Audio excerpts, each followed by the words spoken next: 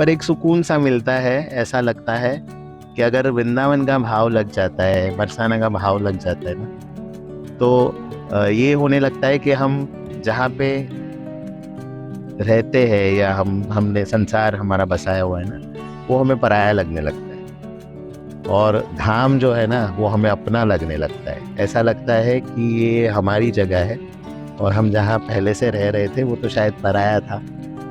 तो सर आपसे कभी कोई कुछ ऐसा कहता तो नहीं है कि आप किस तरीके से घूम रहे हैं?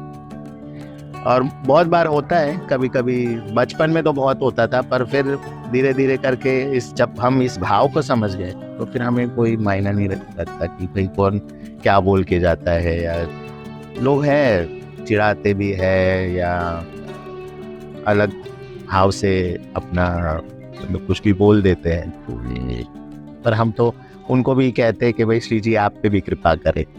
आपके जीवन में कभी कुछ ऐसा दिव्य अनुभव हुआ है आपको राधा कृष्ण जी से लेकर जुड़ा हुआ?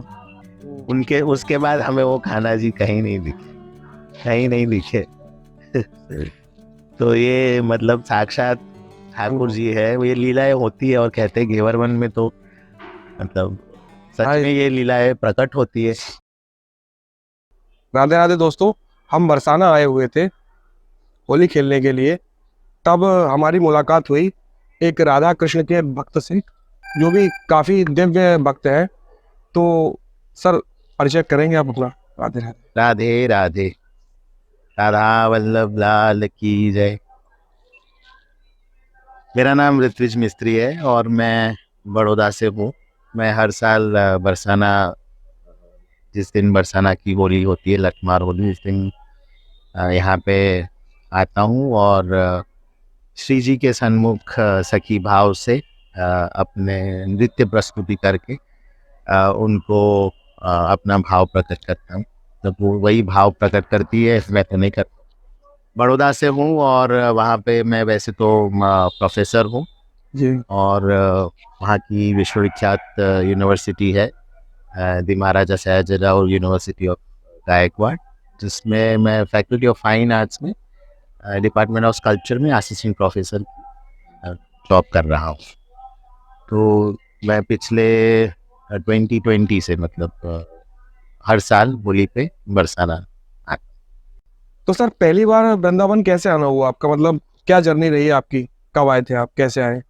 पहली बार वृंदावन हम 2020 में आए थे जी। और उस वक्त ऐसा था कि हमारे एक मित्र ने हमको बस ऐसे ही न्योता दिया कि चलिए होली खेलने वृंदावन चलते हैं। और मैं क्योंकि एक पैशनेट फैशन डिज़ाइनर भी हूँ, अपने खुद के लिए अपने कॉस्ट्यूम्स डिज़ाइन करता हूँ, तो मेरे कुछ कॉस्ट्यूम्स थे। तो उन्होंने कहा कि ये सारे कॉस्ट्यूम्स आप जैसे नवरात्रि में धारण करते हैं तो वैसे ही वहाँ पे भी काफ़ी लोग ऐसे मतलब इस रूप में बाकायदा होली पर आते हैं, जिनको सखियाँ बोला जाता है। तो हमें तो इस सब चीज़ों का कुछ पता ही नहीं था। तो वो जब हमें उन्होंने न्योता दिया कि हम होली पे जाएंगे, तो उस वक्त हम पहली बार वृंदावन आए थे। और हम तो आए थे हमारे कॉस्ट्यूम के शूट के लिए, लेकिन यहाँ कुछ अलग ही भाव प्रकट हो गए। और जैसे साक्षात ठाकुर जी और प्रिया जी ने हमें अपना लिया और उनका भाव हमें प्रकट कर दिया, बस तो तब से वृंदावन आते। तो सर आप टीचिंग बैकग्राउंड से हैं, तब आप मतलब भक्ति मतलब सखी भाव में आपका कैसे प्रेरणा मिली, कि कैसे आप हो गए प्रेरणा? जैसे मैंने बताया कि सखी भाव के बारे में हम कुछ भी नहीं जानते थे, लेकिन हाँ बाकायदा बचपन से हमने मतलब जो कहते हैं नहीं कि हमारे वहाँ गुजरात में नवरात्रि का बहुत बड़ा उत्सव होता है, और ख़ास करके बड़ौदा शहर में नवरात्रि बहुत ही अलग प्रकार से, थोड़ी सी सिस्टमैटिक तौर से मनाई जाती है, जिसमें माता रानी के गरबे गाए जाते हैं। और बचपन से मैं इसी भाव से मतलब कि श्रृंगार के साथ गरबा किया करता था। उसमें हमारी माता जी हमें मदद करती थी और बाकायदा वही हमारा श्रृंगार करती थी। तो तब से शायद कहीं ना कहीं कोई तो भाव लगा होगा कि आगे जाके श्री जी ने उस भाव को पूर्ण रूप से प्रकट करवा दिया और ये कृपा हुई उनकी। माता जी का हाथ रहा उसके ऊपर। बिल्कुल। तो सर आप श्रृंगार इतना अच्छा करते हैं, कितना समय लग जाता है आपको करने में?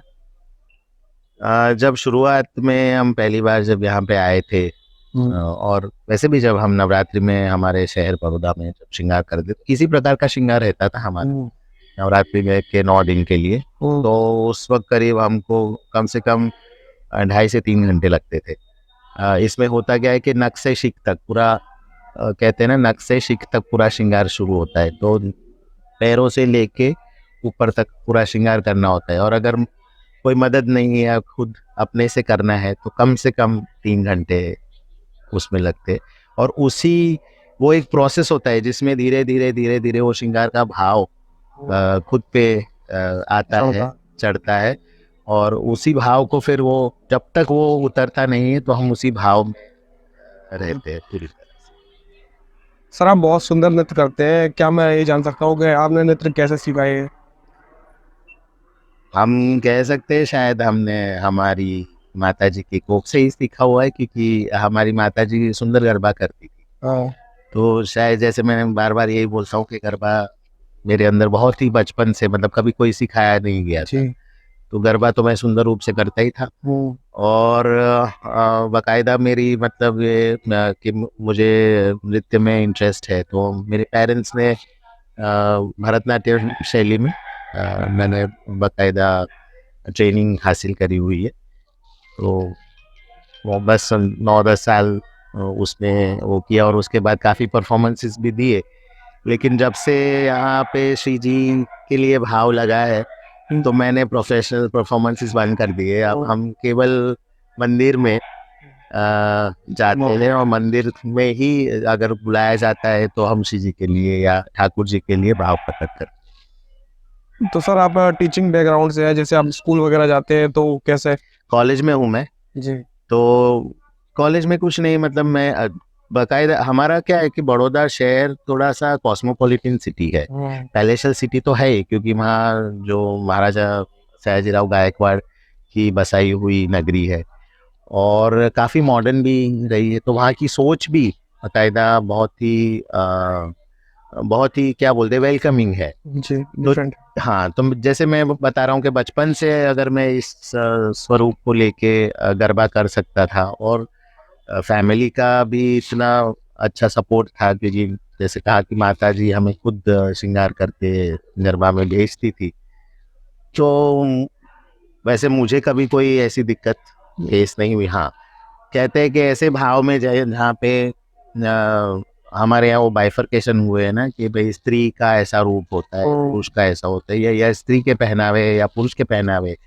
पर मैं अगर अगर आप हमारी इंडियन हिस्ट्री में जाएंगे तो ये तो बहुत पुरानी चीज़ है कि धोती एक सिंगल टुकड़ा रहता था, कपड़ा रहता था, जिसे स्त्री अपने हिसाब से पहनती थी और पुरुष अपने हिसाब से। तो फिर धीरे से वो साड़ी का रूप लिया। तो धोती भी वही है कि जिसमें धोती और पटका होता है, तो वो अगर उसको मिला दो तो एक साड़ी का स्वरूप ही बनता है। तो बाकायदा कपड़ों से मेरे हिसाब से माना नहीं जाना चाहिए कि स्त्री भाव है या पुरुष भाव है। भाव बहुत अलग चीज़ होती है, और कहते हैं कि श्रृंगार वो भावों में से सबसे उच्च भाव है। कि क्योंकि अगर आप देखो कि राधा रानी और ठाकुर जी की भी जितनी भी लीला है, तो वो श्रृंगार रस से शुरू होती है। ये सबसे उच्च रस है, और ये रस का प्राकट्य इसी वसंत उत्सव में होता है, होली में। हाँ, तो ये होली, ये इसी में ये बहुत सुंदर भाव, क्योंकि प्रकृति खुद अपने आप को श्रृंगारित करती है। आप देखेंगे कि ठंड, मतलब जब ठंड जाती है और बसंत आती है तो नए पत्ते खिलते हैं, फूल खिलते हैं, और सुंदर प्रकृति भी अपना खुद का श्रृंगार करती है। और उसी वक्त वसंत की ऋतु में ये वसंत का बहुत बड़ा उत्सव आता है, जो होली उत्सव है। तो रंगों का उत्सव है, तो इसलिए श्रृंगार भाव बहुत ही बड़ा माना गया है। और इसी भाव से हम हमारे ठाकुर जी और पियाजू के लिए श्रृंगार करते हैं। और मैं तो कहता हूँ, मैं नहीं करता हूँ, हमारी इसी जी खुद आती है, ऐसा भाव रहता है, और वही ये श्रृंगार हम पे प्रकट करती है। क्योंकि हम खुद जब हम हमारा श्रृंगार देखते हैं, श्रृंगार हो जाने के बाद, जब भाव लगता है। और तो हम खुद देखते रहते हैं कि हम ये कौन इंसान है जो इस भाव में प्रकट हुआ है। तो सर कॉलेज जैसे आप जाते हैं पढ़ाने के लिए, तो आप किस देश में जाते हैं? नहीं, कॉलेज तो हम नॉर्मल बेस में जाते हैं। पहले बकायदा पैंट शर्ट वगैरह पहनते थे। हाँ। जब से भाव लगा है तो धीरे धीरे धोती या पजामा कुर्ता या उसी में हम जब भी वहाँ, हाँ, पर जब भी वहाँ पे कोई कार्यक्रम है तो हमारा यही भाव लगता है, इसी श्रृंगार में हम होते हैं। तो सर आपसे कभी कोई कुछ ऐसे कहता तो नहीं है कि आप किस तरीके से घूम रहे हैं? बकायदा बहुत लोग कहते हैं, और बहुत लोगों का देखने का नजरिया भी अलग होता है। पर अगर मेरा भाव अंदर का प्योर है, स्वच्छ है, तो मुझे लगता है कि किसी के कहने का मुझे कोई वो नहीं होना चाहिए।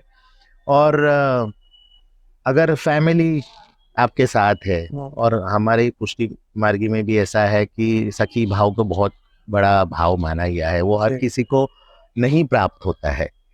तो जब ये प्राप्त होता है तो सौभाग्य मानते हैं कि भाई उन्होंने इतनी क्षमता दी है कि अगर हम पब्लिक में, जहाँ पे स्त्री पुरुष का भेदभाव किया जाता है, वहाँ पे हम दोनों का मिलन करके इसी रूप में अगर प्रकट हो के हमारा भाव प्रकट कर सकते हैं, तो फिर ये तो कृपा है।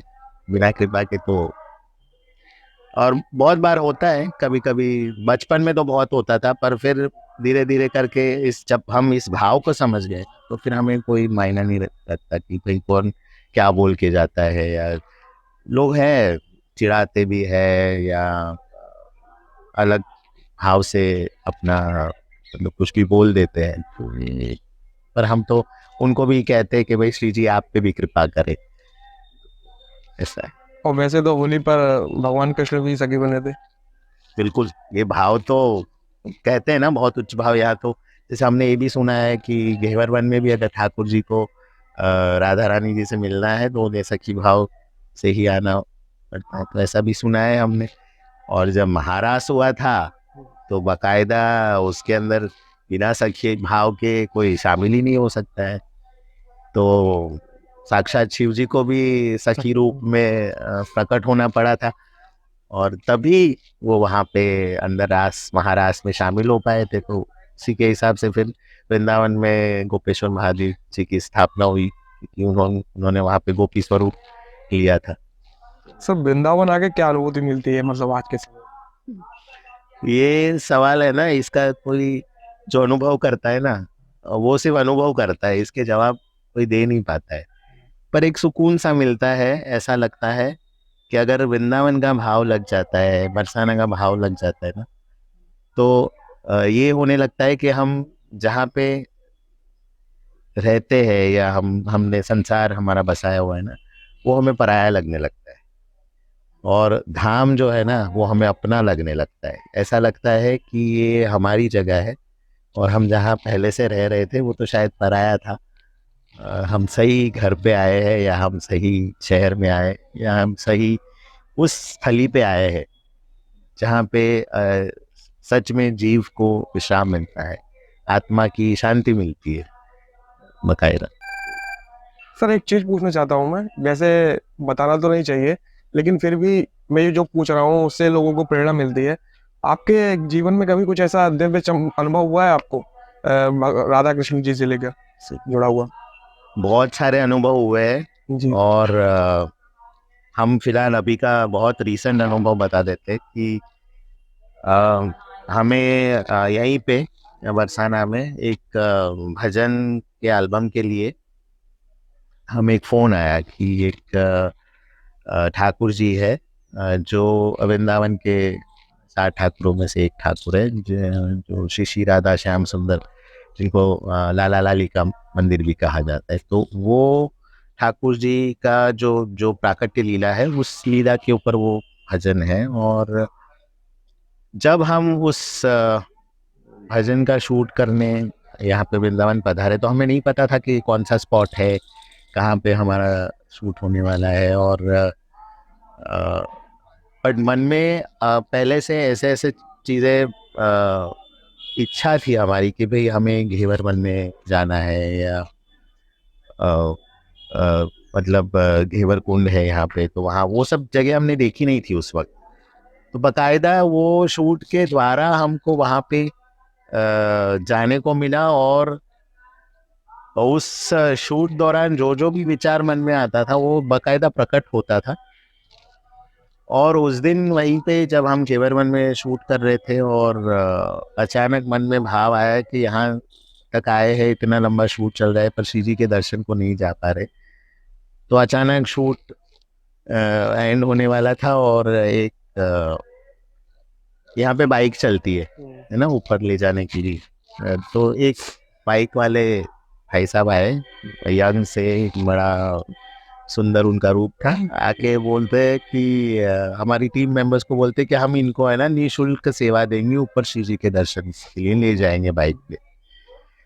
और बाकायदा जब तक हमारा शूट खत्म हुआ वो वहाँ रुके और हमें बिठा के ले गए, कहाँ से कैसे दर्शन कराए, वो पूरे परिक्रमा मार्ग से हमें अंदर श्री जी के चरणों तक लेके गए। जो हमारा भाव था कि हमको श्री जी के दर्शन करने, वो हमको नीचे लेकर आए। उन्होंने रास्ते में कहा कि प्रभु जी हम थोड़ा लंबा कर लेते क्योंकि आपकी परिक्रमा भी पूरी हो जाएगी। अभी ये भी हमारे में मन में भाव था कि हमें परिक्रमा भी करनी है, तो कुछ नहीं, चल के नहीं करी तो बाइक पे करी। और उन्होंने परिक्रमा पूरी कराई और हमें वहाँ पे वापस हमारे स्पॉट पे छोड़ा। और हमें पता नहीं था, हमने नाम पूछ लिया तो उन्होंने कहा खाना है। तो हमें फिर ऐसा प्रतीत हुआ कि सच में वो खाना जी जैसे प्रकट हुए, हमें श्री जी के दर्शन कराए और हमें वापस छोड़ दिया। उन्होंने हमारा नंबर लिया, हमने हमारा नंबर उनके मोबाइल में टाइप किया, हमने रिंग बजाई, हमारे मोबाइल पे स्टोर कर देंगे बाद में, पर वो हमारे मोबाइल में रिंग नहीं बजी। ठीक है, और उनके मोबाइल में हमने नंबर दे दिया और उन्होंने सिर्फ इतना बोला कि जब आप वापस आओ तो हमें सिर्फ याद करना, हम आ जाएंगे।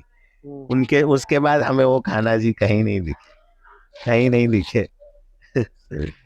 तो ये मतलब साक्षात ठाकुर जी है, ये लीलाएं होती है। और कहते हैं घेवर वन में तो मतलब सच में ये लीलाएं प्रकट होती है। तो ये बहुत सुंदर भाव। और हम फिर बाद में हमें लगा कि जय हो, हमें ऐसे भी अनुभव होते रहे और श्री जी की कृपा यूं बस श्री जी बनाए रखे और बार बार यहाँ बुलाए और कभी इसी धाम में बसाए। तो सर जैसे वृंदावन में आप आते हैं तो लोग आप में कौन सा भाव देखते हैं ज्यादातर? इसके लिए मैं एक छोटी सी, बहुत पुरानी, जब पहली बार मैं आया था वृंदावन में तो हमें तो नहीं पता था ये सखी भाव होता है, पर हम इस भाव से वहीं पे घूम रहे थे निधिवन में। निधिवन से जब बाहर निकले तो पीछे से किसी ने जोर से पुकारा कि अरे ओ सखी अब यहीं बस जाना। तो हमें बकायदा वो नाम बहुत प्रिय लगा, सखी। और क्योंकि हम बकायदा होली पे आते थे, किसी ने हमको रंगीली सखी बोला, किसी ने हमको होली सखी बोला, तो उस हिसाब से फिर हमारे ये नाम का प्राकट्य हुआ, रंगीली होली सखी। और ये सखी वाला भाव ही ज़्यादातर, बट कुछ कुछ लोग हमें नंद बाबा भी बोलते हैं क्योंकि हमारी ये सफ़ेद दाढ़ी है, उस पर भी श्रृंगार लगा हुआ रहता है। कभी कभी कोई बोलते हैं कि ये तो दाढ़ी वाली सखी है। तो अलग अलग यहाँ के भी ये ब्रजवासिन के अपने अलग अलग भाव होते, किसी भाव से हमें वो देखते बकायदा। कभी कभी किसी को एक मैया थी तो उन्होंने देख के एकदम से ये बोल दिया कि ये तो हमारे कहना जी आ गए। तो अभी वो हम में जो भाव श्री जी प्रकट कर दिए, उनमें वो लोग क्या अनुभव करते या उनके क्या भाव जागते हैं, वो तो उन पे ही रहते हैं। पर ज़्यादातर सब सखी कहते हैं और सखी हमें बहुत प्रिय हो गया अभी ये जो भाव है। और ये जब हमें ये नाम जो है ना सखी, हमें बड़ा बड़ा प्रिय लगता है, बहुत प्रिय लगता है। सर आप नृत्य तो करते ही हैं, कुछ एक अच्छा सा भजन सुना दीजिए जो आपको अच्छा लगे। भजन तो हम वैसे गाते नहीं क्योंकि हमें, पर हम राधा धुन जो हमारे